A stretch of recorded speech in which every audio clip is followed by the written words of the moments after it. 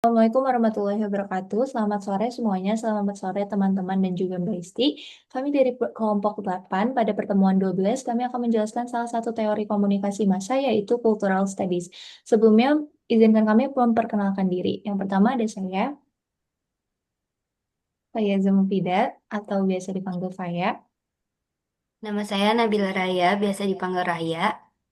Nama saya Refta Adelia, biasa dipanggil Refta. Baik, kami akan menjelaskan tentang teori komunikasi cultural studies. Yang pertama akan dilanjutkan oleh Faya. Oke, baik. Nah, pengertian dari teori menurut ahli ini, yaitu cultural studies itu merupakan teori di dalam kajian ilmu komunikasi. Ini tuh berfokus pada hubungan antara budaya, media, dan juga kekuasaan di dalam masyarakat. Nah, seorang ahli ini bernama Swart Hall. Jadi, cultural studies itu tidak hanya mempelajari budaya saja sebagai sesuatu yang bersifat estetis atau seni semata, tetapi juga dia itu sebagai bagian dari kehidupan sosial yang berkaitan erat dengan ideologi dan struktur kekuasaan. Next.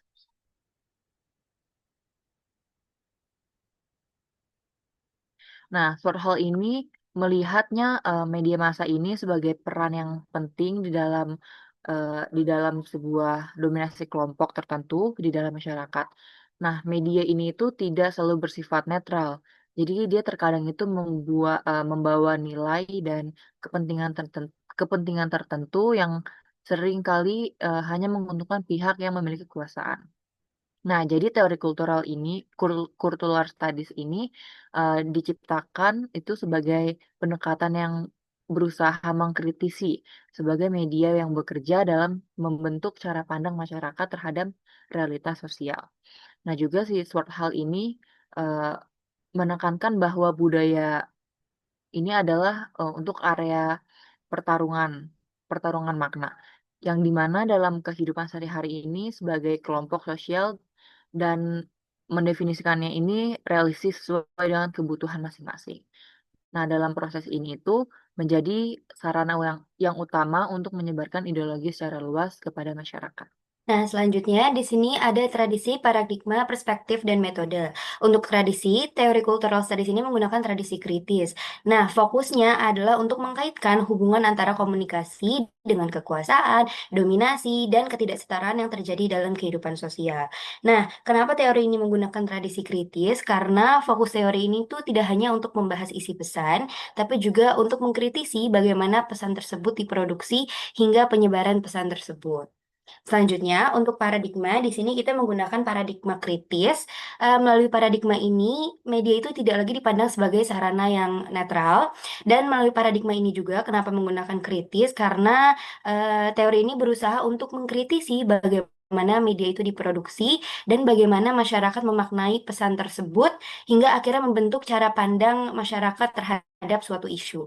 Nah, yang selanjutnya ada perspektif. Untuk perspektif, teori ini menggunakan perspektif perspektif subjektif karena makna yang diinterpretasikan oleh setiap individu itu dapat berbeda-beda. Untuk metode penelitiannya yang digunakan di sini adalah kualitatif dengan metode pengumpulan data bisa berupa wawancara, pokoknya yang terjun langsung ke lapangan. Selanjutnya langsung masuk ke pembahasan pertama yaitu cultural studies versus media studies, di mana Stuart Hall lebih memilih istilah cultural studies dibanding media studies untuk menghindari fragmentasi akademik.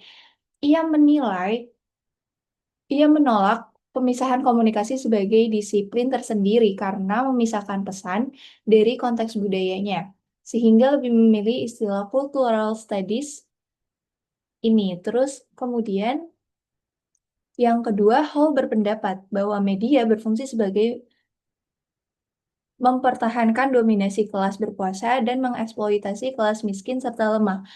Dominasi kelas berkuasa di sini yang dimaksud adalah seperti kelompok-kelompok elit seperti Jeff Bezos dan juga Elon Musk.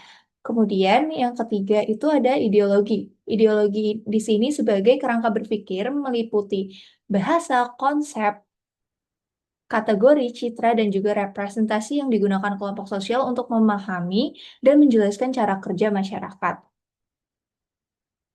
Kemudian, media arus utama Contohnya, salah satu contohnya adalah media arus utama dan riset komunikasi massa Amerika Serikat sering menyajikan mitos pluralisme demokratis sambil mengabaikan perebutan kekuasaan yang disembunyikan di balik media itu.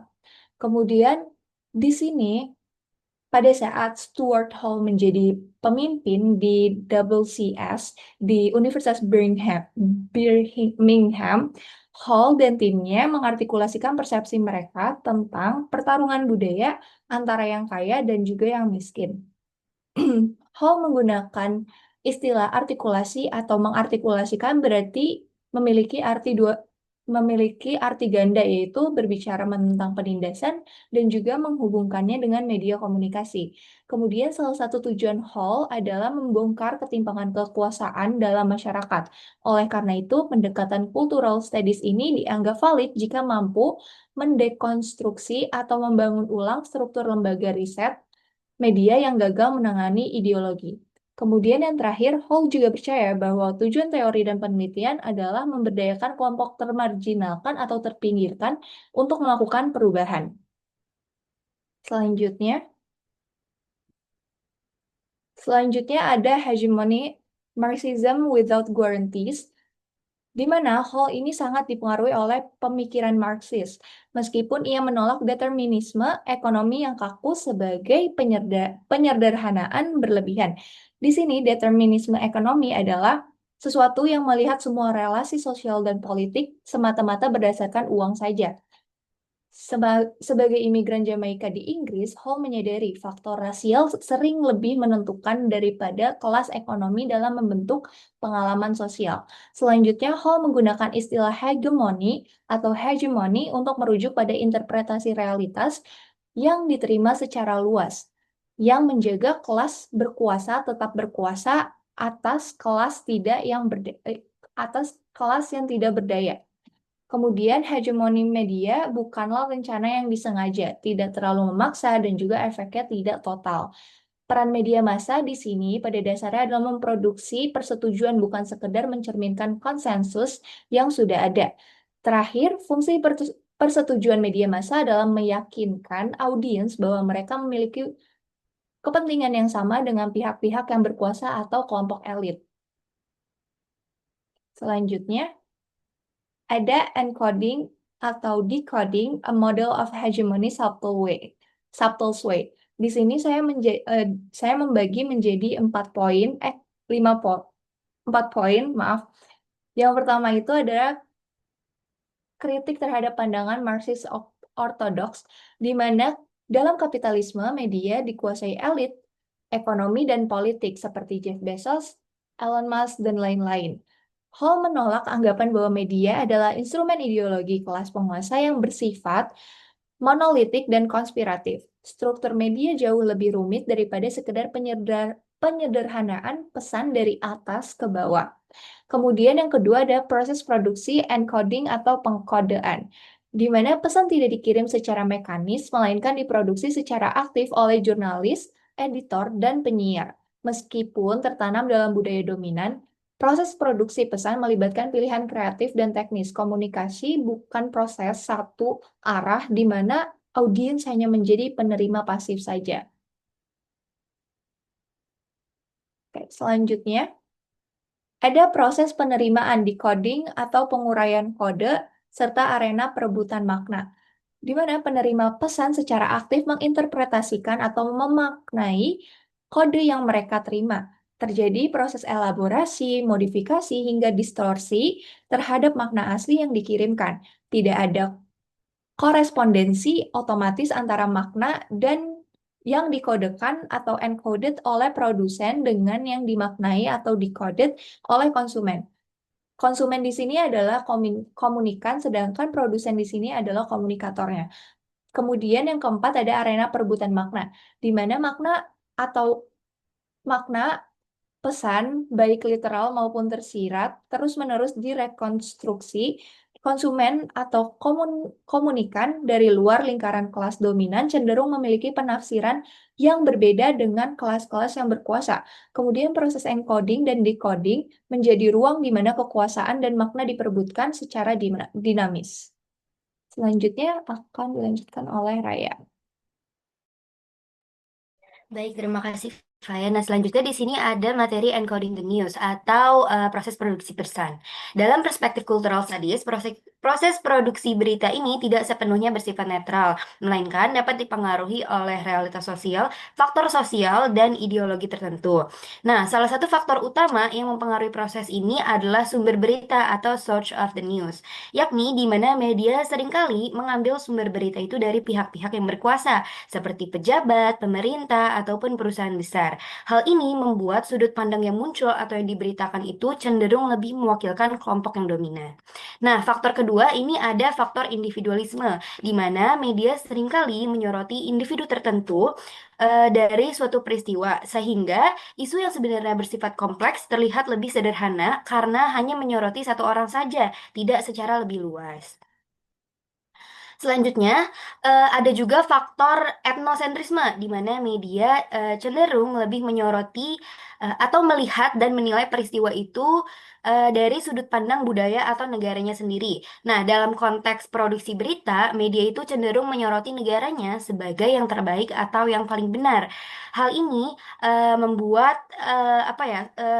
Persepsi tertentu pada audiens. Nah, dalam kaitannya dengan proses demokrasi atau democratic process, media mengklaim bahwa mereka menyampaikan informasi kepada publik itu sebagai bagian dari hak masyarakat untuk mengetahui. Namun, pada praktik-praktiknya, konteks isu yang sebenarnya bersifat kompleks seringkali disederhanakan menjadi konflik antara dua pihak saja. Hal ini menunjukkan bahwa informasi yang diberitakan dengan realitasnya itu tidak sesuai. Nah, di sini ada faktor terakhir yang mempengaruhi proses ini adalah faktor objektivitas, di mana meskipun jurnalis atau media sudah berusaha untuk bersikap netral, namun objektivitas itu masih sulit dicapai sepenuhnya. Misalnya kayak misalnya terkadang meski media yang berusaha untuk menampilkan dua sisi dari satu isu itu justru menimbulkan kesan bahwa dua pihak itu memiliki kepentingan atau bobot yang sama atau sama-sama memiliki kepentingan tersendiri. Oleh karena itu, Stuart Hall berpendapat bahwa berita media itu merupakan hasil konstruksi makna yang telah dipengaruhi oleh ideologi tertentu, sehingga media tidak hanya menyampaikan realitas saja, tapi juga membentuk cara masyarakat itu memahami realitas tersebut.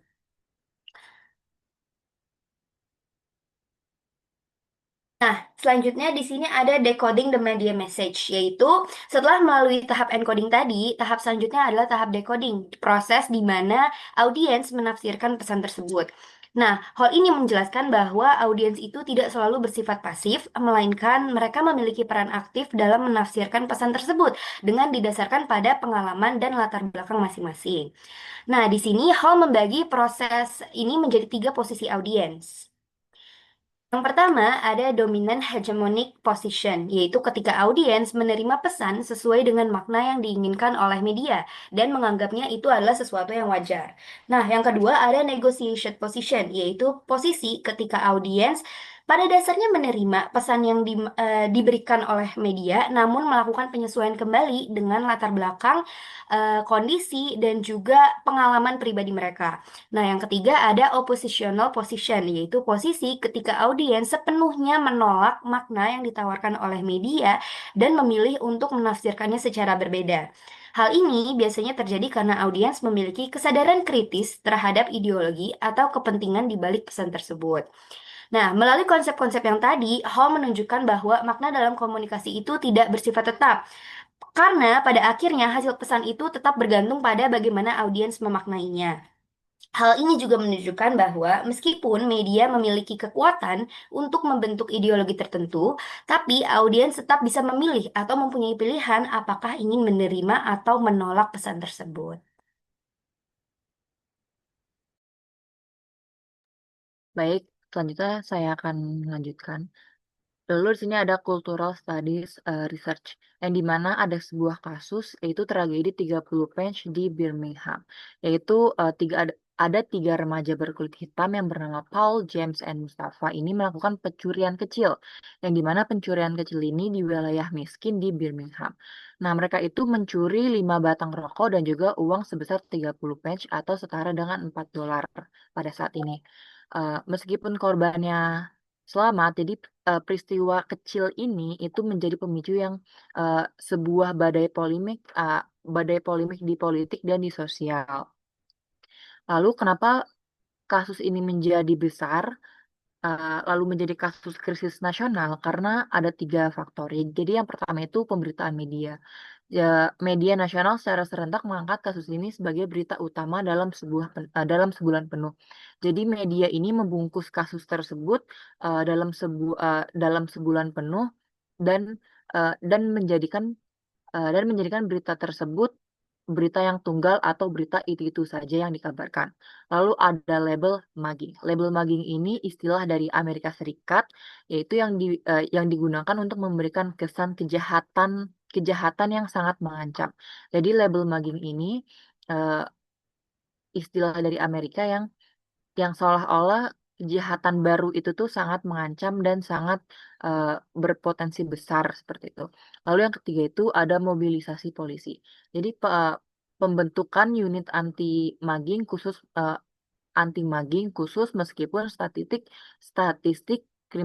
kriminalitas tidak menunjukkan lonjakan yang sebenarnya atau yang nyata.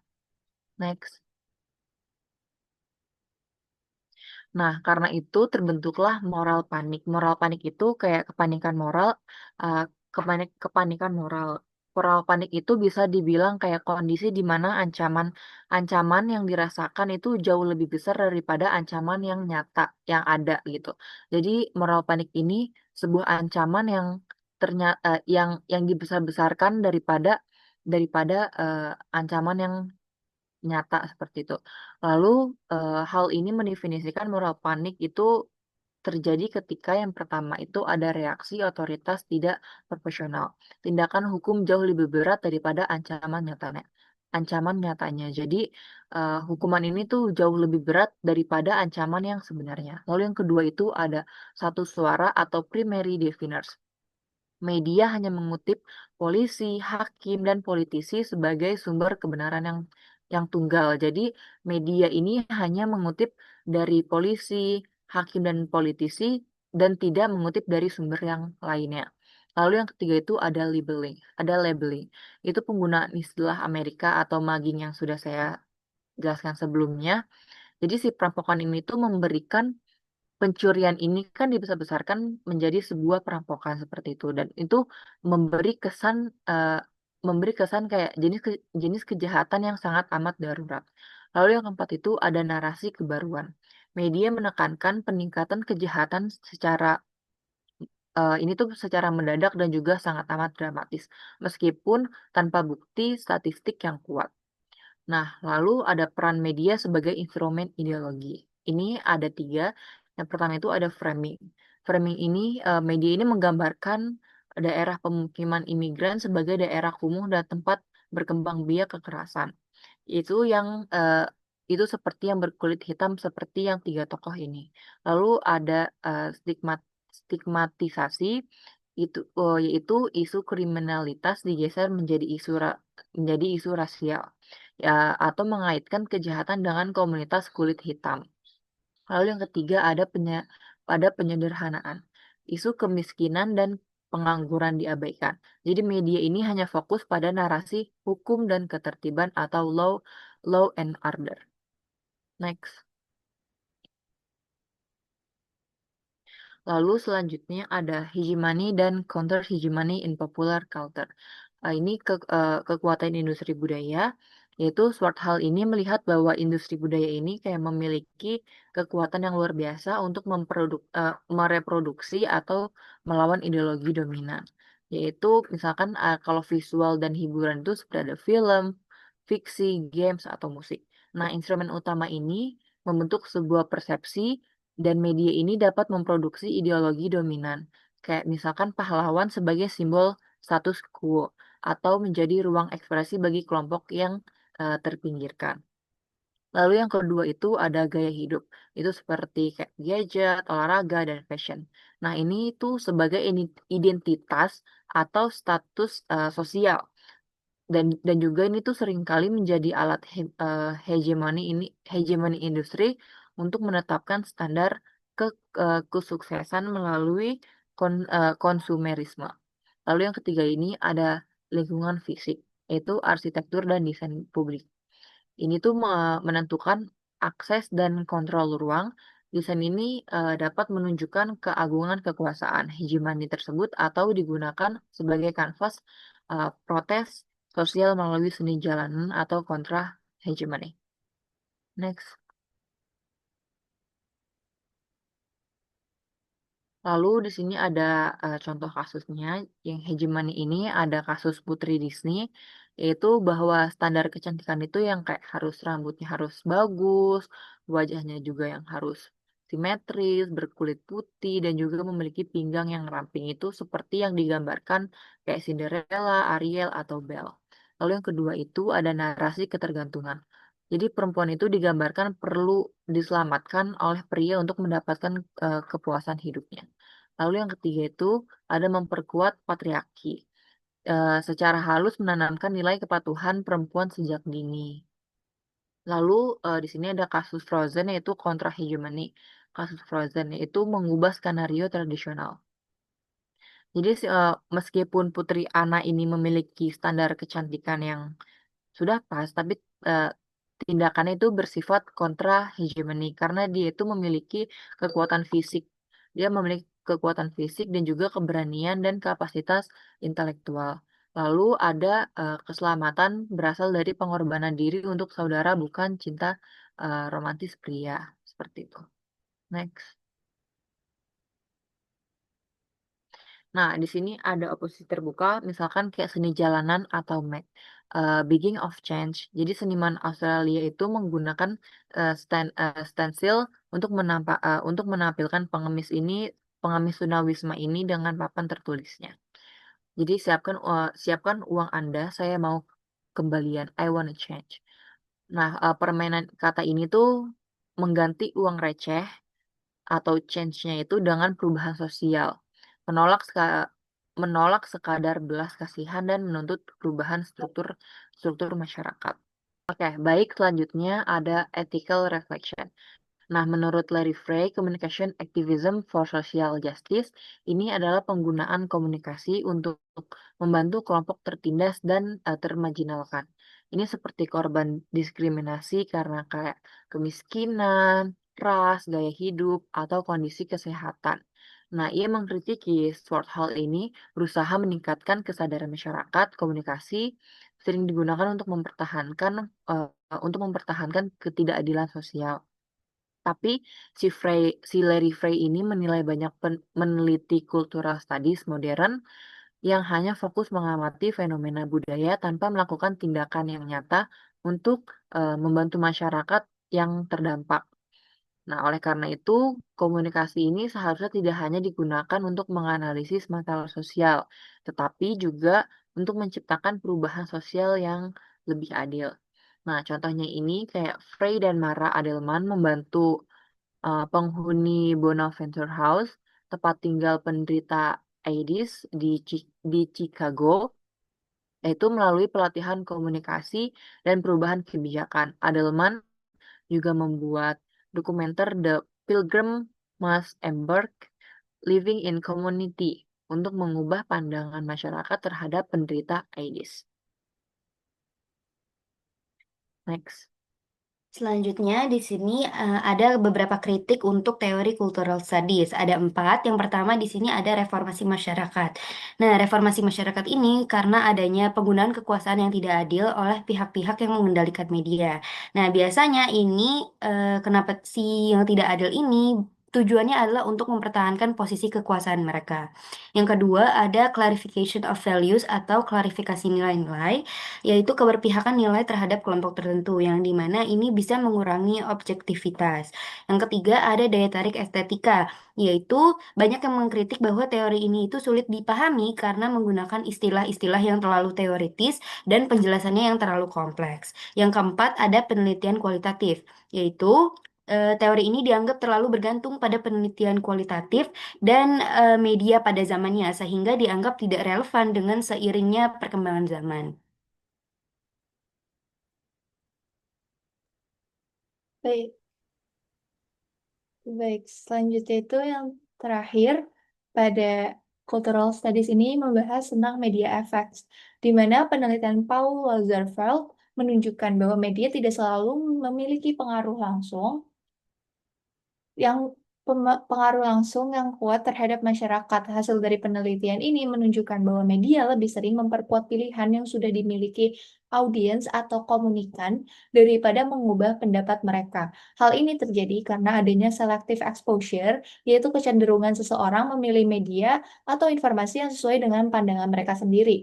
Misal, contohnya seseorang yang sudah mendukung calon presiden tertentu cenderung hanya menonton berita atau mengikuti akun yang membenarkan pilihannya dan mengabaikan berita yang mengkritik calon presiden terpilihnya mereka.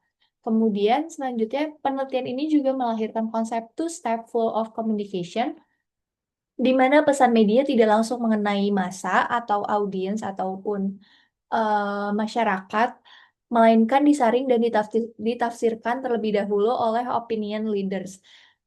Contohnya, seorang dokter di lingkungan RT atau lingkungan masyarakat menonton berita soal vaksin, lalu menjelaskan ulang informasi tersebut kepada tetangga-tetangganya atau masyarakat sekitar di RT-nya.